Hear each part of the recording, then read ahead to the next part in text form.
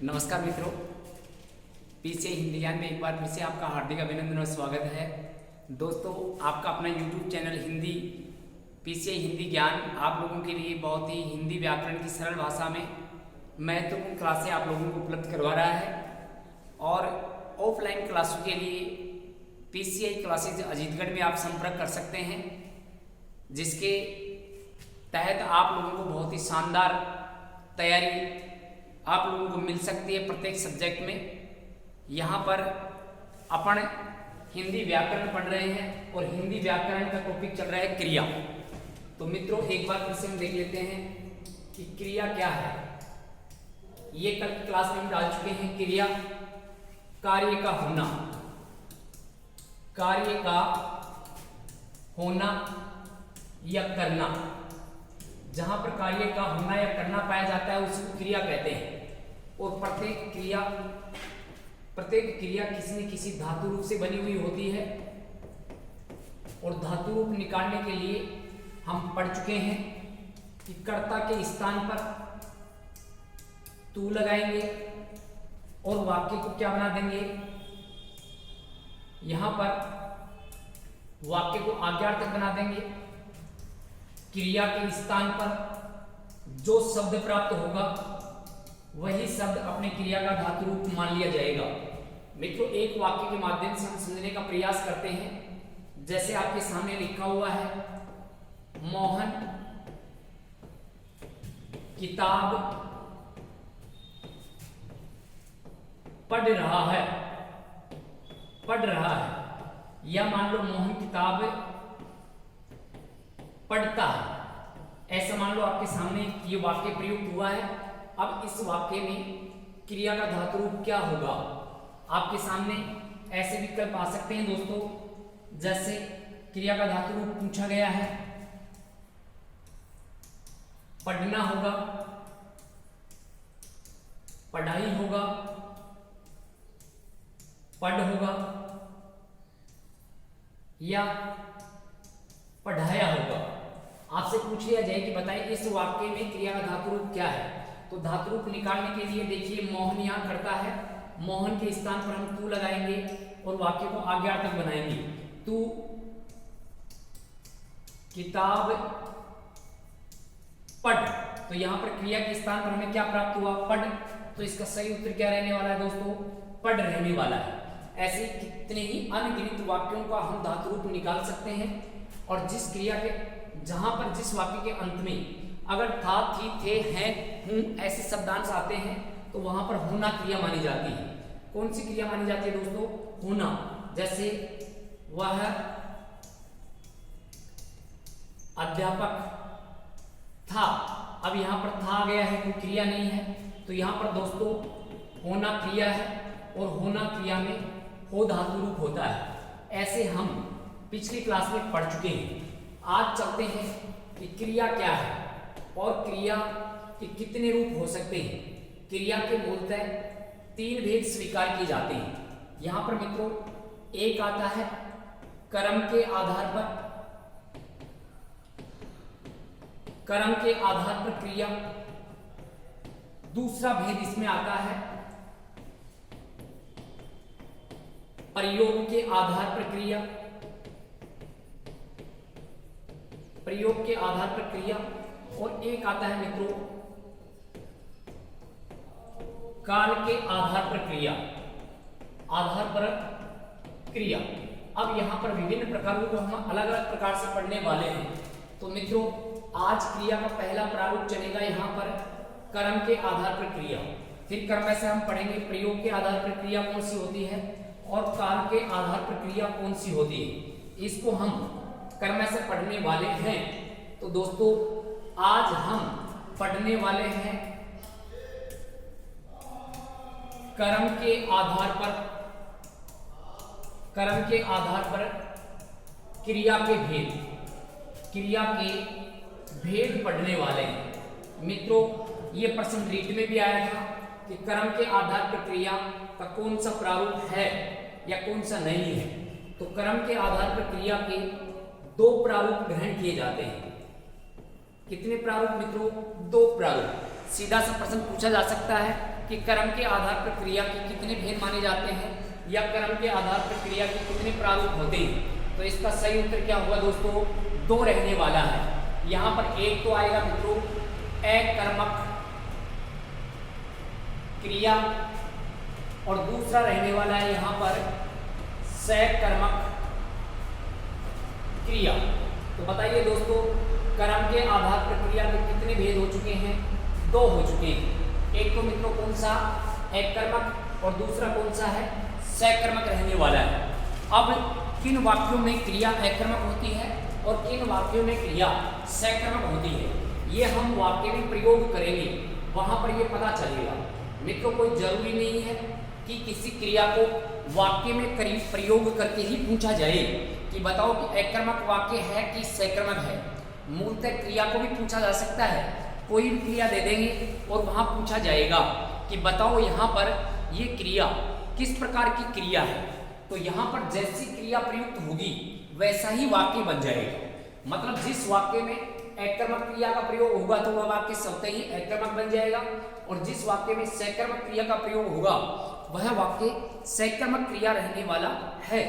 अब दोस्तों हम देख लेते हैं कुछ क्रियाओं को, और यहाँ पर सीधा पूछा जाए कि बताइए यहाँ पर अकर्मक क्रिया का कौन सा उदाहरण है या सकर्मक क्रिया का उदाहरण कौन सा है। जैसे दोस्तों यहाँ पर लिखा हुआ है हंसना एक क्रिया है।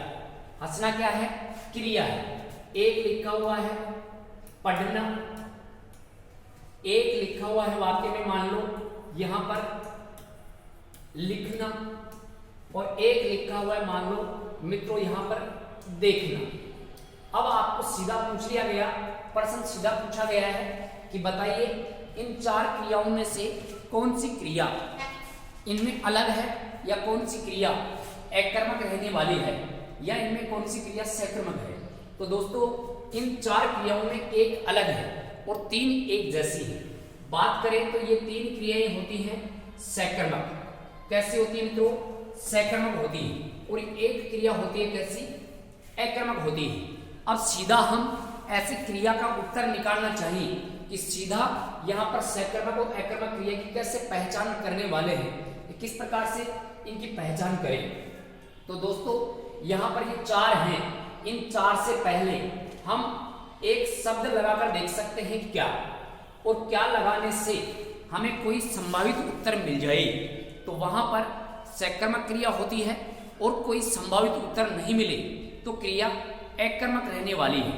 मोटे प्रारूप में हम देखें तो यहाँ पर ये सीधा फॉर्मूला है, क्या लगाने से अगर क्रिया का कोई संभावित उत्तर मिलता है तो क्रिया कैसी होगी, सकर्मक रहने वाली है, और क्या लगाने से क्रिया का कोई संभावित उत्तर नहीं मिलता है तो क्रिया कैसी होगी दोस्तों, अकर्मक रहने वाली है। जैसे यहां पर हम लगा दें क्या हंसना या क्या हंसता है, तो इसका कोई उत्तर नहीं है। क्या हंसता है, कोई उत्तर रहने वाला नहीं है। और मित्रों वह उत्तर हमें कर्म के रूप में मिलना चाहिए। उत्तर किस रूप में मिलना चाहिए, कर्म के रूप में। फिर भी कोई दिक्कत नहीं है, एक बार तो सीधा ही निकाल कर देख लेते हैं। कोई भी उत्तर नहीं मिल रहा, कर्म कर्ता किसी भी रूप में नहीं मिल रहा, तो स्वतः ही अकर्मक में जाने वाली है। जैसे यहां पर हंसना क्रिया अकर्मक है क्योंकि इसका कोई उत्तर नहीं मिल रहा है। अब देखते हैं इसका कोई उत्तर मिलता है क्या। पढ़ना, बच्चा पढ़ता है, क्या पढ़ता है, पुस्तक पढ़ता है, किताब पढ़ता है, पत्र पढ़ता है या पत्र पढ़ रहा है, अखबार पढ़ रहा है। तो यहां पर हमें कोई ना कोई उत्तर मिल रहा है, तो सीधी सी बात है पढ़ना सकर्मक क्रिया है। फिर चलते हैं लिखना, क्या लिखता है, लेटर लिख रहा है, कहीं पर मान लो किताब लिख रहा है, जीवनी लिख रहा है। ये लिखना एक सकर्मक क्रिया होती है, इसका प्रारूप सकर्मक होता है।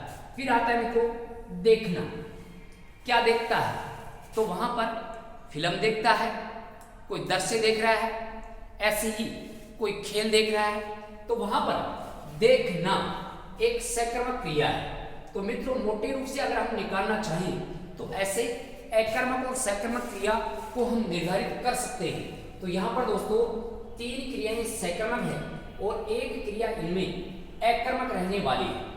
फिर मित्रों और सीधा हम चलते हैं क्रियाओं के माध्यम से। जैसे लिखा हुआ है, यहाँ पर लिखा हुआ है रोना लिखा हुआ है, सोना लिखा हुआ है, चलना और लिखा हुआ है यहां पर। मान लो यहां किसी भी क्रिया को हम प्रयोग कर सकते हैं, जैसे इनमें ले सकते हैं देखना, ये क्रिया ले ली हम देखना। तो यहां पर मित्रों यहां पर हम देखते हैं, या फिर मान लो यहां पर देखना को हटा देते हैं, कोई अलग क्रिया लेते हैं। जैसे मान लो आपके सामने क्रिया मान लो एक आ गई दुहना आ गई, दुहना। तो यहां पर देखते हैं मित्रों कि ये क्रियाएं हैं, इनमें किस प्रकार से हम क्या लगाकर इनका उत्तर प्राप्त करें, जिससे हमें पता चल जाए कि कौन सी क्रिया इनमें असम्मिलित है। क्या रोना, कोई उत्तर नहीं है। क्या रो रहा है, कोई उत्तर नहीं है। क्या सो रहा है, कोई उत्तर नहीं है। क्या चल रहा है, कोई उत्तर नहीं है। और क्या दू रहा है, क्या दू रहा है, तो यहां पर उत्तर हमें दू रहा है, तो दूध धू रहा है। क्या धू रहा है मित्रों, दूध। तो यहां पर उत्तर हमें क्या मिल गया है, दूध मिल चुका है। तो यहां पर दोहना क्रिया सकर्मक है, जबकि ये तीन क्रियाएं कैसी हैं, एकर्मक है। अगर ये तीनों क्रियाएं वाक्य में प्रयोग होंगी तो तीनों के तीनों वाक्य कैसे रहने वाले हैं, एकर्मक वाक्य रहने वाले हैं। और ये दोहना क्रिया जिस वाक्य में प्रयोग होगी वो क्रिया कैसी होगी दोस्तों, सकर्मक रहने वाली है। ठीक ऐसे ही अगर ये तीन क्रियाएं जिस वाक्य में प्रयोग होंगी वो वाक्य कैसे रहने वाला है, सकर्मक रहने वाला है। और हंसना क्रिया जिस वाक्य के साथ प्रयोग होगा तो वहां पर एकर्मक क्रिया वाक्य मान लिया जाएगा। तो ऐसे मित्रों मोटे रूप से तो हम क्या शब्द का सहारा ले सकते हैं, अधिकतर यहां पर 99% हमें क्या लगाने से इसका उत्तर मिल जाता है या नहीं मिलता है। तो ऐसे हम निर्धारण कर सकते हैं कि एकर्मक क्रिया कौन सी है और सकर्मक क्रिया कौन सी है। तो यहां पर यह तो हो गया शॉर्ट फॉर्मूला। अब चलते हैं मित्रों, इनको पढ़ते हैं हम थोड़ा डिटेल से, और डिटेल से कैसे कैसे प्रश्न पूछे जा सकते हैं उनको हम पढ़ने वाले हैं। तो यहां पर मित्रों हम चलते हैं एक नंबर पर, एककर्मक क्रिया। एककर्मक क्रिया, अब एककर्मक क्रिया की परिभाषा क्या होती है सुनिए। जिन वाक्यों में कर्म की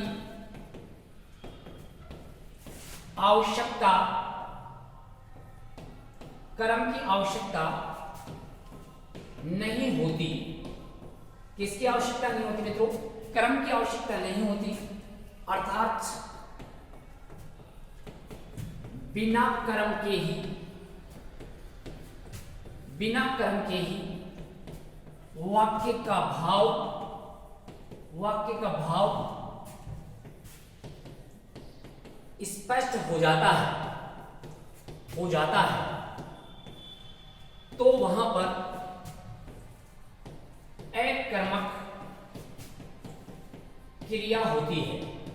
ऐसे में तो हम ध्यान रख सकते हैं। एक बार इसकी परिभाषा देख लो।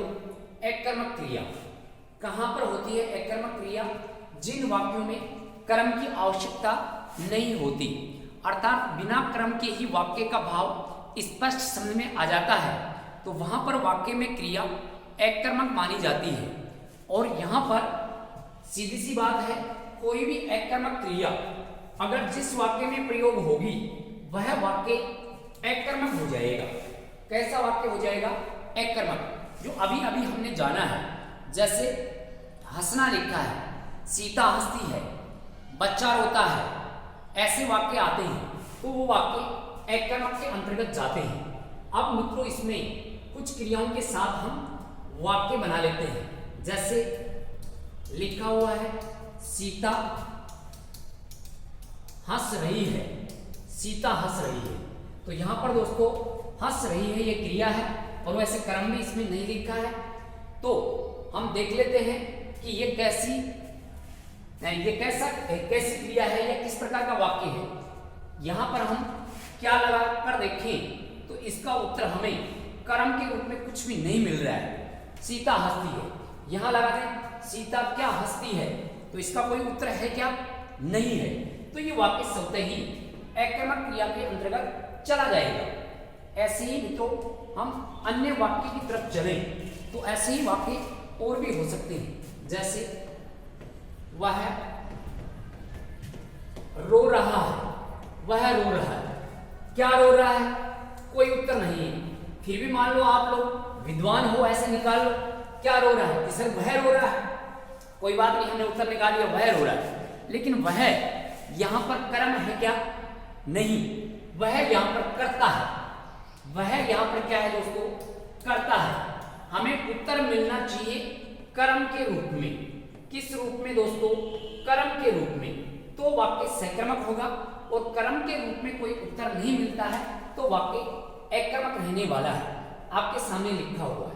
तो कई वाक्य ऐसे भी आ जाते हैं जिनमें हमें लगता है कि वास्तव में इस वाक्य में कर्म प्रयुक्त हुआ है, लेकिन फिर भी वह वाक्य अकर्मक के अंतर्गत जाता है।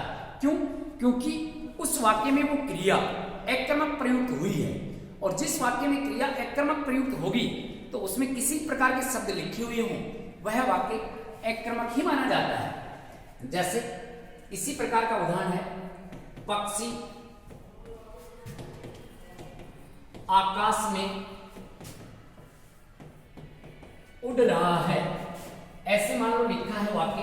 अब लगता तो ऐसे है कि देखो वाक्य बड़ा है, और ऐसे लग रहा है कि यहां देखो कर्म के रूप में आकाश आ गया है, तो ये वाक्य सकर्मक हम मान सकते हैं, ऐसे हम मान लेते हैं, मतलब जो गलत है। सीधा देखो यहां पर उड़ रहा है, ये क्रिया है, तो यहां पर देखिए क्या उड़ रहा है, तो क्या का उत्तर हमें आकाश मिला क्या? नहीं मिला। तो बिल्कुल वाक्य अकर्मक हो गया। ये वाक्य कैसा हो गया दोस्तों? अकर्मक हो गया है, क्योंकि इस वाक्य में उड़ना क्रिया अकर्मक होती है और ये क्रिया प्रयुक्त हुई है, तो यहां पर बीच में कैसे भी शब्द लिखे हैं, ये वाक्य अकर्मक के अंतर्गत ही जाएगा। यहां पर हम बात करें पक्षी आकाश में उड़ रहा है। अब हम देखिए क्या उड़ रहा है, तो आपको सर उत्तर मिल गया पक्षी उड़ रहा है। आप मान लो यहां पर इसका उत्तर दे सकते हैं कि सर मिल गया उत्तर पक्षी उड़ रहा है, लेकिन ध्यान रहे ये पक्षी कर्म है क्या? नहीं, ये तो उड़ने वाला है, ये तो कार्य करने वाला है, तो ये तो कर्ता हो गया है। क्या हो गया? कर्ता। इस वजह से पक्षी यहां पर पक्षी करता है, ये कोई कर्म नहीं है। अतः यहां पर ये वाक्य भी अकर्मक क्रिया के अंतर्गत ही माना जाएगा। ऐसे ही जैसे मान लो लिखा है वाक्य पिताजी सुबह बाजार गए थे। वाक्य देखिए इतना बड़ा है और लगता है ऐसे कि इसमें क्रम आ गया है, हो गया है, कोई दिक्कत नहीं है, क्रम आ गया है, लेकिन पूछा किसको जा रहा है? क्रिया को। बात किसकी हो रही है? क्रिया की। तो यहां हमें ढूंढना है कि क्रिया अकर्मक है कि सकर्मक है, और उसी आधार पर वाक्य का निर्धारण किया जाता है। तो दोस्तों यहां पर देखेंगे, देखिए बहुत ही शानदार एग्जाम्पल आपके सामने प्रस्तुत हो रहे हैं, बहुत ही शानदार तरीके से आपको समझाया जाएगा। देखिए क्रिया क्या है? गए थे। गए थे क्रिया है। क्या गए थे? यहां पर कोई कर्म के रूप में उत्तर मिल रहा है क्या? नहीं मिल रहा। नहीं मिल रहा तो ये वाक्य अकर्मक रहने वाला है। कई विद्वान ये मान लेते हैं कि सर इसमें बाजार लिखा है, सुबह लिखा है, इनमें कोई सा कर्म होगा? कोई दिक्कत नहीं है, लेकिन हम बात किसकी कर रहे हैं? क्रिया की कर रहे हैं। और क्रिया कैसी है? अकर्मक है कि सकर्मक? ये बात का निर्धारण हम इस क्या से कर रहे हैं। देखिए क्या गए थे, तो क्या गए थे इसका उत्तर हमें कर्म के रूप में मिला क्या? नहीं मिला। नहीं मिला तो वाक्य कैसा है दोस्तों? अकर्मक है। कैसा वाक्य है? अकर्मक क्रिया वाक्य है। ऐसे हम ध्यान रख सकते हैं। पिताजी सुबह बाजार गए थे, तो ये वाक्य अकर्मक क्रिया वाक्य मान लिया जाएगा। ऐसे ही दोस्तों यहां पर मान लो और भी कोई वाक्य आ सकता है। राम जयपुर गया। अब कई बार देखते हैं और वाक्य में पढ़ते भी हैं कि पहले कर्ता आता है, फिर कर्म आता है और फिर क्रिया आती है, और उस आधार पर देखिए यहां वाक्य में तीनों लिखी हुई है, लेकिन फिर भी हम बात करें तो बात किसकी कर रहे हैं हम? क्रिया की। और क्रिया जाना जो क्रिया है, ये जाना क्रिया, ये दोस्तों एककर्मक होती है। इसी आधार पर ये वाक्य एककर्मक है। देख लो क्या गया, कोई उत्तर है क्या? नहीं मिल रहा सर। अगर यहां पर क्या का उत्तर जयपुर मिल जाता तो ये वाक्य सकर्मक हो जाता, लेकिन यहां क्या का कोई उत्तर नहीं है, नहीं है तो राम जयपुर गया, ये वाक्य एककर्मक रहने वाला है। तो ऐसे मित्रों ये एककर्मक वाक्य इस प्रकार के प्रयुक्त होते हैं और इस प्रकार के वाक्य कहीं पर भी आते हैं तो यहां पर ये क्रियाएं एककर्मक क्रियाओं के अंतर्गत आती हैं। फिर चलते हैं मित्रों यहां पर सकर्मक क्रिया। सकर्मक क्रिया देखो अभी तो बहुत बड़ा टॉपिक है ये, लेकिन मुख्य रूप से हम पहले इसमें निर्धारण करें कि कहां एककर्मक और कहां सकर्मक है। पहले हमने ये देखा कि कौन सी क्रिया एककर्मक है और कौन सी सकर्मक है, और उन क्रियाओं के माध्यम से ही हम वाक्य तक पहुंच रहे हैं कि कौन सा वाक्य एककर्मक है और कौन सा सकर्मक है। तो एककर्मक वाक्यों के कुछ उदाहरण हमने पढ़े हैं। अब देख लेते हैं सकर्मक। अब यहां पर आपके सामने लिखा है मोहन पुस्तक पढ़ रहा है। मोहन पुस्तक पढ़ रहा है। और देखो साइकोलॉजी भी यही कहती है कि सरल से कठिन की ओर चलो, तो कठिन रास्ते भी हमें आराम से दिखाई देंगे, और स्टार्ट में कठिन रास्तों में उलझ गए तो सरलता का पता नहीं चलता है। सरल से कठिन की ओर जाना ये महत्वपूर्ण बात है, और इसी के माध्यम से हम कुछ सीख सकते हैं। यहां पर देखिए दोस्तों, पढ़ रहा है ये क्रिया है। अब यहां पर हम क्या लगाकर देखें, क्या पढ़ रहा है, तो क्या पढ़ रहा है, यहां पर उत्तर क्या मिला हमें, पुस्तक पढ़ रहा है। और पुस्तक यहां पर दोस्तों क्या है, कर्म है। तो ये वाक्य स्वतः ही कैसा हो गया, सकर्मक क्रिया वाक्य हो चुका है। तो यहां पर ये उदाहरण सकर्मक क्रिया वाक्य का उदाहरण माना जाएगा। ऐसे ही दोस्तों और वाक्य देख लेते हैं। सीता फिल्म देख रही है। सीता फिल्म देख रही है। अब यहां पर देखिए दोस्तों, क्या देख रही है, इसका उत्तर क्या मिला हमें, फिल्म देख रही है। फिल्म क्या है दोस्तों, कर्म है। तो यह वाक्य कैसा हो गया है, सकर्मक हो गया है। कैसा वाक्य हो गया दोस्तों, सकर्मक वाक्य रहने वाला है। ऐसे ही और भी कोई हम देख सकते हैं, जैसे बच्चा दूध पी रहा है। बच्चा दूध पी रहा है। अरे दोस्तों क्या पी रहा है, उत्तर क्या मिला, दूध। और दूध किस रूप में लिखा है, कर्म के रूप में। तो यहां पर वाक्य कैसा हो गया दोस्तों, सकर्मक क्रिया वाक्य हो चुका है। तो ऐसे हम देखें तो ये होते हैं दोस्तों सकर्मक क्रिया के उदाहरण। ऐसे ही हम और भी कितने ही एग्जाम्पल देख सकते हैं जो इसके अंतर्गत आते हैं। जैसे मान लो लिखा हुआ है सोहन पत्र लिख रहा है। सोहन पत्र लिख रहा है। अब दोस्तों आप बताइए क्या लिख रहा है, पत्र। और पत्र कहां लिखा है, कर्म के रूप में। तो बताइए ये क्रिया कैसे हो गई, लिख रहा है, ये क्रिया कैसे हो गई, ये क्रिया हो गई दोस्तों सकर्मक। कैसी क्रिया हो गई, सकर्मक क्रिया हो गई। तो ऐसे मित्रों अधिकतर तो हम निर्धारण कर सकते हैं कि यहां पर कौन सा वाक्य एककर्मक और कौन सा वाक्य सकर्मक रहने वाला है। तो ऐसे में अगर हम क्या लगाकर उत्तर प्राप्त करना चाहें, कर्म के रूप में कोई संभावित उत्तर मिल रहा है तो वाक्य सकर्मक क्रिया है।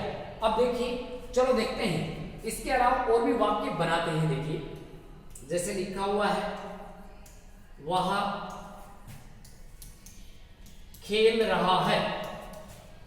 वह खेल रहा है। अब यहां पर मान लो आपसे पूछ लिया जाए कि बताओ दोस्तों वह खेल रहा है, यह वाक्य किस प्रकार का वाक्य है, या फिर इस वाक्य में किस प्रकार की क्रिया है। तो यहां पर देखिए कर्म तो लिखा ही नहीं है, नहीं लिखा है, और यहां खेल रहा है ये क्रिया है। अब यहाँ पर हम इसमें भी उत्तर निकालना चाहें, क्या खेल रहा है, क्या खेल रहा है, तो यहाँ प्रॉपर रूप से क्रम लिखा नहीं है, लेकिन संभावित उत्तर मिल जाए, संभावित उत्तर प्राप्त हो जाए। संभावित उत्तर देखो हमें क्या प्राप्त हो रहा है, क्रिकेट ऐसे मान लो लिखा हुआ है, वॉलीबॉल लिखा हुआ है, ऐसे मान लो खो खो लिखा हुआ है, खो खो। तो मतलब ये संभावित उत्तरों में से है और ये कर्म के रूप में आ सकते थे कि वह क्रिकेट खेल रहा है। अब यहाँ पर मित्रों क्रिकेट अगले ने लिखा नहीं है, लेकिन फिर भी ये वाक्य सकर्मक में जाएगा। क्यों? क्योंकि ये क्रिया कैसी है, सकर्मक है, और इस क्रिया का कोई उत्तर मिल रहा है तो वो कर्म के रूप में मिल रहा है, अर्थात वाक्य में प्रयोग करेंगे तो ये क्रिकेट कर्म के रूप में लिखा जाएगा। तो इस वाक्य में यहां बात करें तो किस प्रकार की क्रिया है, सकर्मक क्रिया रहने वाली है। ऐसे अगर और भी अनगिनत वाक्यों को हम बनाएं तो वहां पर परिस्थिति के अनुसार उत्तर ग्रहण करना पड़ता है। जो हम लास्ट तक चलेंगे तो ये धीरे धीरे टॉपिक बहुत हार्ड रहने वाला है, लेकिन सरलता से समझते हुए चलेंगे तो बिल्कुल ये सरल रहेगा लास्ट तक। ऐसे धीरे धीरे समझते हुए हम चलने वाले हैं। जैसे आपके सामने लिखा हुआ है, कालिदास ने पुस्तक की रचना की, कालिदास ने पुस्तक की रचना की। तो यहां पर देखिए कालिदास ने किसकी रचना की, पुस्तक की, या फिर क्या रची, कालिदास ने क्या रची भी, पुस्तक रची।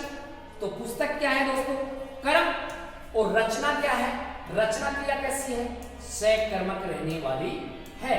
तो ऐसे मित्रों यहां पर कोई भी अगर मान लो कर्म के रूप में कोई संभावित उत्तर हमें प्राप्त हो जाता है तो वहां पर अधिकतर, सभी नहीं होती हैं, अधिकतर होती हैं दोस्तों।